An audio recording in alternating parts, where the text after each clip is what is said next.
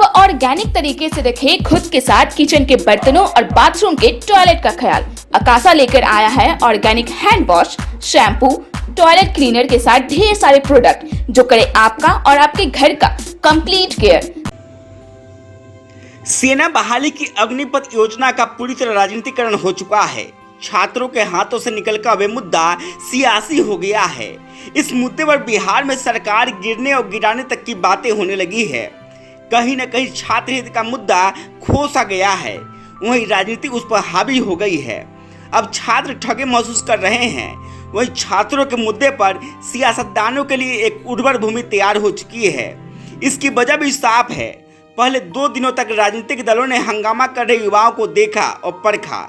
उसके बाद इन युवाओं के समर्थन के नाम पर हंगामे में शामिल हो गए।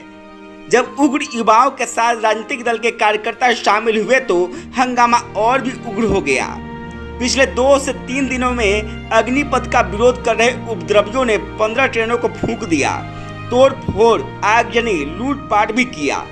अब सवाल ये उठता है कि राजनीतिक दलों को इस हंगामे में शामिल होकर क्या फायदा मिलेगा। अग्निपथ का विरोध कर रहे युवाओं को इससे क्या फायदा होगा। जानकार बताते हैं कि अक्सर सरकार के खिलाफ होने वाले आंदोलनों में विपक्ष की पार्टियां किसी तरह अपने लिए जगह ढूंढती है। यही वजह है कि अग्निपथ योजना के खिलाफ विरोध प्रदर्शनों में हजारों लाखों छात्रों का शामिल होना विपक्षी दलों के लिए मौका था कि वे सरकार की नीतियों और योजनाओं पर हमला कर सके। विपक्ष को ये मौका बैठे बिठाए मिल गया। राजनीतिक दलों को इसके लिए अलग से कोई भीड़ जुटाने की जरूरत नहीं पड़ी।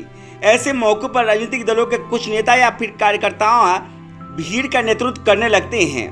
भले हजारों की भीड़ में कुछ एक नेता हो, लेकिन नेतृत्व को लेकर राजनीतिक दल उस पर हावी हो जाते हैं। लेकिन असली बात यह है कि आंदोलन में राजनीतिक दलों के शामिल होने से युवाओं का मूल मुद्दा गौण हो जाएगा। युवा जिस उद्देश्य के साथ ये आंदोलन कर रहे हैं, राजनीतिक दल उसे और भी उगड़ कर उन्हें सरकार की नज़र में अपराधी बना रहे हैं। बिहार की ADG law and order Sanjay Singh ने साफ शब्दों में कहा है कि जो लोग आंदोलन कर रहे हैं, यदि पकड़े गए तो अग्निपथ तो क्या किसी भी पद के लायक नहीं रहेंगे। सेना प्रमुखों ने इस बात को दोहराया है। मतलब प्रशासन ने आंदोलन में जिन युवाओं को गिरफ्तार किया और उन पर एफआईआर दर्ज हुई तो फौज के किसी तरह की नौकरी के लायक नहीं बचेंगे। इस तरह कुछ देर के लिए आंदोलन में शामिल होकर राजनीतिक दल सत्ता पर दबाव तो बना लेंगे, लेकिन कई हजार युवाओं का भविष्य अंधकारमय हो जाएगा। नेतृत्वहीन आंदोलन कभी सफल नहीं हो पाता है। इसी का फायदा राजनीतिक दल उठाते हैं। इस आंदोलन में भी यही हुआ। इसका नेतृत्व कोई नहीं कर रहा था, लेकिन संख्या बल हजारों में थी। ऐसे में राजनीतिक दलों ने बढ़ चढ़ कर हिस्सा लेना शुरू किया। अग्निपथ योजना को लेकर कुछ भ्रम भी फैलाए गए।